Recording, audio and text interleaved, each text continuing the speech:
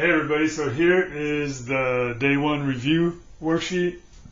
And again, I'm going to write a bunch of notes along the sides. And if you don't want to struggle during the test, the final exam, I would definitely write these notes down. So the first one we have, these are two properties of similar triangles. The first property says corresponding angles are congruent. And then the second property says corresponding sides are proportional. And I highlighted this one because this is the one we're actually going to use a lot on this page.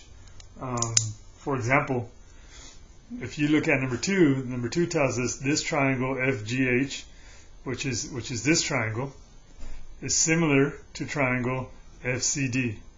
Again, from the notes, this little squiggly sign like that means similar. So the two triangles are similar, and what I like to do, or what we can do, because they're similar, that means the sides are proportional. And hopefully some of you out there remember what a proportion is. A proportion is two equal fractions or ratios. Now this is how I set up my proportion. I take one triangle. Let's take this first one, FGH.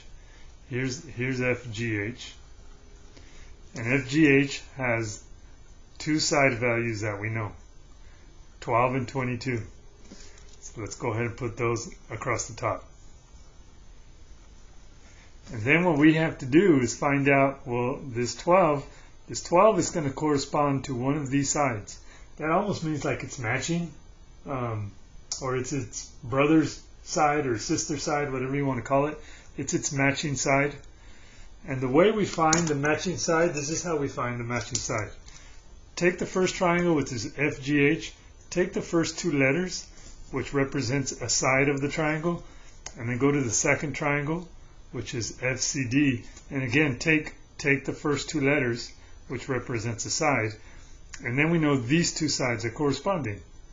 This one is FG. FG goes across this way.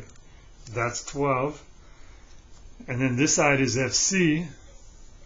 Well, FC goes across this way, and that's X. So I know X is corresponding sides with 12, so I'm going to put the X into the 12, and then that means 11 is corresponding sides with 22. So I put the 11 into there. And then now I can solve the proportion. And remember, when we solve a proportion, we cross multiply, so we don't grab the letter, and we divide by that third number that's out there. And then when we type it in the calculator, it looks like this.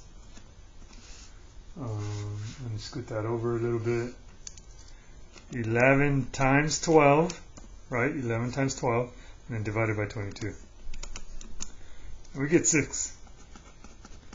And that's the side measure of this missing, that's the missing side length, 6. Okay?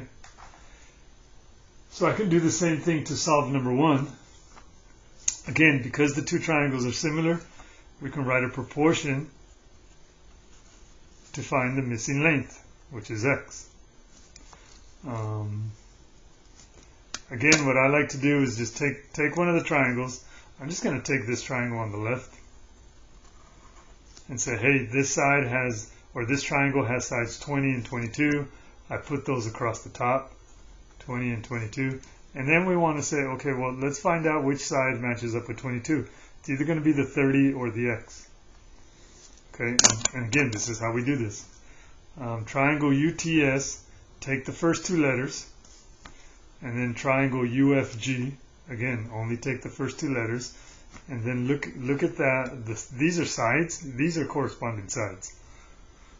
So UT, here's UT. Again, some students might ask, well, where's UT? Well, dang it, just go from U to T. There's UT right there. And that's 30. And then UF, well, UF, again, here's U, here's F. So UT is 30 and UF is 20.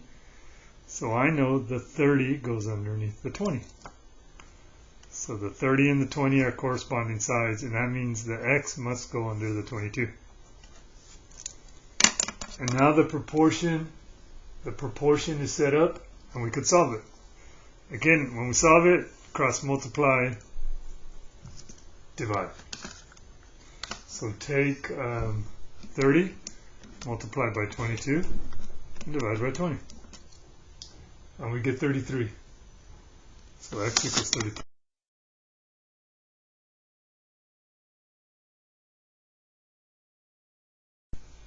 If you need time to copy this, pause this or rewind it. I'm going to keep going.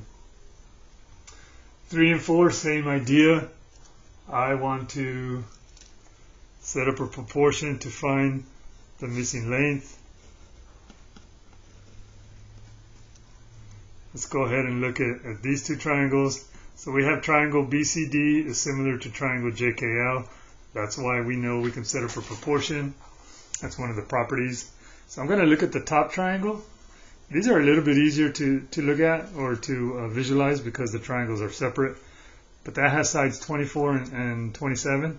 So I'm going to go ahead and put 24 here and 27 there. It doesn't matter how you write them. My OCD just kind of writes them in order from smallest to biggest. But how we write the sides underneath does matter. Okay. Again, to find the corresponding side lengths, grab the first two letters of each triangle. BC is corresponding sides with JK. So where's BC? Here's BC. BC is 27. And then JK is over here. JK is 9. So I know the 9 and the 27 go together. So I put the 9 under the 27. And that means the x goes with the 24. Okay. And then again, solving this proportion, setting up the proportion is actually the hard part. Solving it should be the easy part. Cross multiply and divide. Let's go ahead and do that. 9 times 24 divided by 27. Hey, there it is. We get 8. X equals 8. The missing side length is 8. So let's set up this proportion. Take the triangle on the left. Again, these are a little bit easier to visualize because they're separate. Unlike the two top ones, the triangles were kind of connected.